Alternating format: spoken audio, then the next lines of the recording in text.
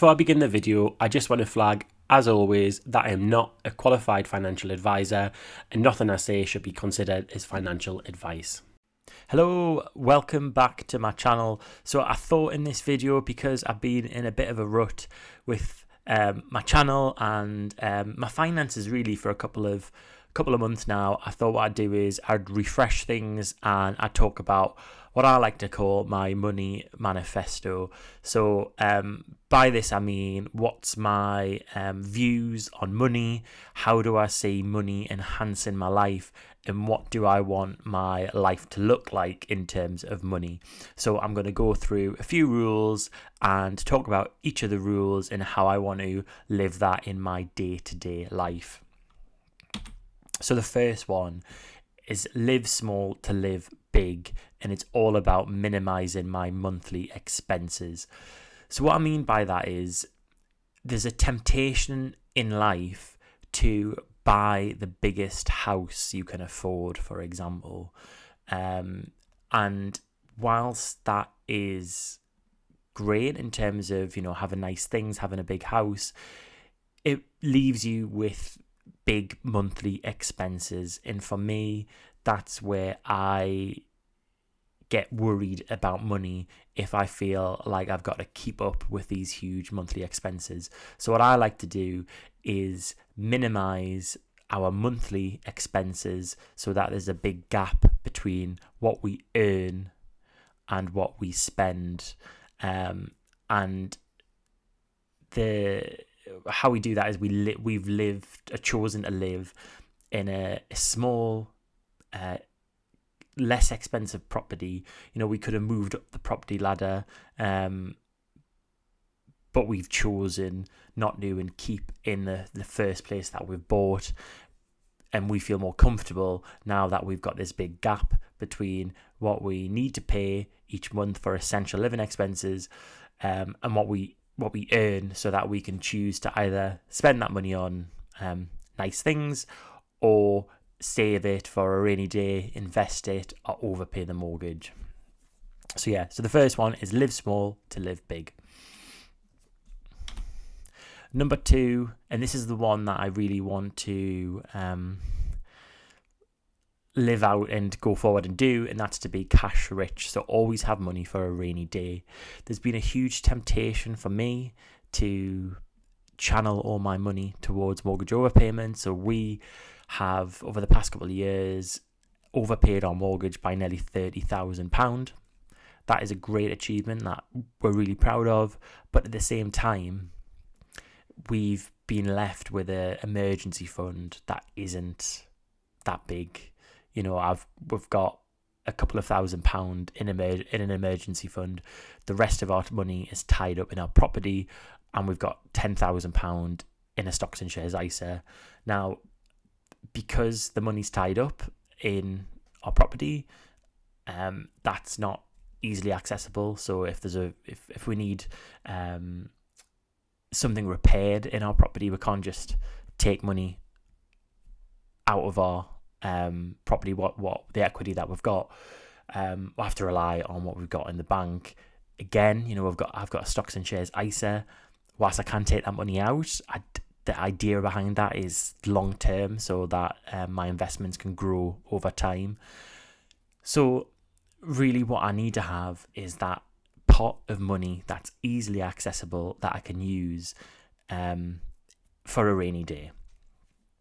Now, the benefit of that is that financial mindset benefit, because for me, when I don't have money easily there, I end up worrying about money, and I think to myself, why have I put myself in this position where I'm worrying about money?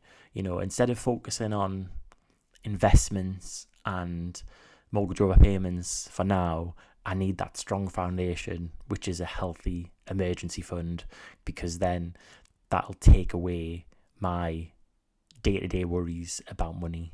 The money's already, if I've got the money already there, then I don't even have to think. If something crops up in my life where I've got to pay, £1,000 out the blue, I've actually got the money already there, sitting in a bank account, ready to be spent. And I think that'd be a really nice feeling to have. And I think going forward in life, I don't really want to have to be worrying about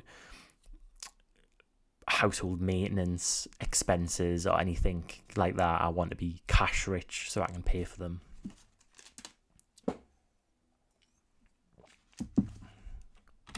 Number 3 is about prioritizing time freedom. So the goal for me, and why I'm on this journey, why I'm interested in personal finance, is about being able to choose how I spend my time. So I think that being able to buy my time back is the most important thing I can do. I don't want to be in my late 60s having to work longer than I want to work just so to afford my lifestyle. I want to be able to make hay whilst the sun shines, put money away, so then I can choose how many hours I work in the future. So time freedom and being able to do what I want with my time is really, really important to me. Linked to that is about valuing experiences. So the goal with money isn't just save it and not spend it. Money is there to be a tool and to spend. And for me and my partner, concerts and holidays are really important to us because they create long-lasting memories. And that, that one spend on a holiday, you don't just get the benefit from when you've went on that one holiday. You benefit from it when a year down the line you think about the holiday and reminisce about the good times. So that is really important, and it's really important to balance your health with your spending as well, because there's some types of holidays that you may only choose to do when you're a certain age, when your health's in a certain kind of position. So for example, me and my partner went to Japan this year. It was 3 weeks of being a tourist, doing lots of walking in a day. Maybe in 30 years time our health might not be good enough to do a holiday of that style, so we may still want to go to Japan, but it may look different, those holidays. So holidays at each stage of your life will be different, so enjoy them when you're at that stage of your life when you want to do that type of holiday. So that's really important as well. I think another thing with money is I want to be kind. So I think taking care of your money can sometimes put you in a position where you are so careful about spending money that you just don't want to spend it full stop. But really, for me, again, money's a tool. It's nice to do little gestures for your family and friends, where if you're out for dinner with them, maybe you just pay once in a while. You don't sweat the small stuff. You're doing nice things for others, if you can afford it, that is. And the last one is to enjoy the journey. It's pointless going through life and not enjoying the challenge. It sounds daft to enjoy the challenges of life, but not to enjoy the journey of life. So I've got to think, when I'm building these habits about living small to live big, building my savings, value and time freedom, all these things that might be hard, that might need discipline to do. I need to enjoy the journey along the way, and I need to reflect on the journey as well. I think coming to the end of 2025, what I'm realizing is that I've got to reflect and be more kinder to myself about the journey I've been on with money. Sometimes it's easy to look at what you've got in the bank account and curse yourself for not doing more, not saving enough, for wasting money.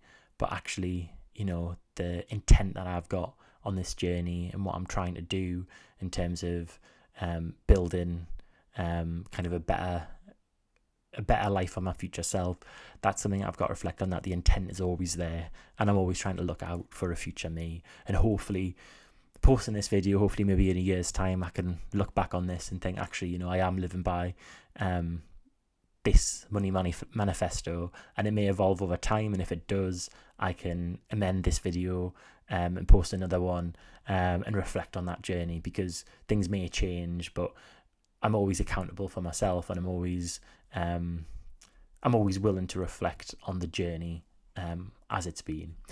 So thought I'd, in terms of refreshing my videos a bit, I thought I'd just reflect on my money beliefs and what I want my relationship with money to look like. So hope you've enjoyed that, and comment down below what your money manifesto is if you want to share. Thanks.